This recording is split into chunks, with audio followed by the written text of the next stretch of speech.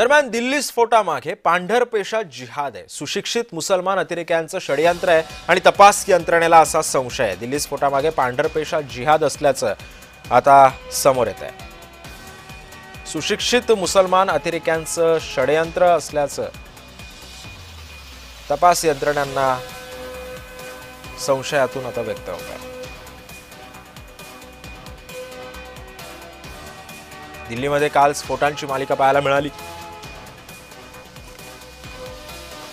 दोन दृश्य आपण पाहतोय। एकीकडे जेव्हा ब्लास्ट झालेला होता तेव्हा काय अवस्था या ठिकाणची झाली होती। गाड्यांचा अक्षरशः चक्काचूर झालेला होता।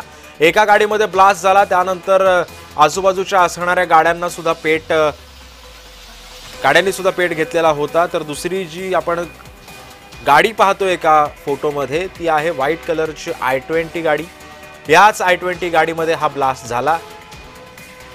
यामधून जाणारा दहशतवादी सुद्धा आपल्याला या ठिकाणी दिसतोय। त्याने मास्क घातलेला होता आपला चेहरा ओळखू नये म्हणून। सुशिक्षित मुसलमान आता अतिरेक्यांचं षडयंत्र असल्याचं तपास यंत्रणांना संशय आहे।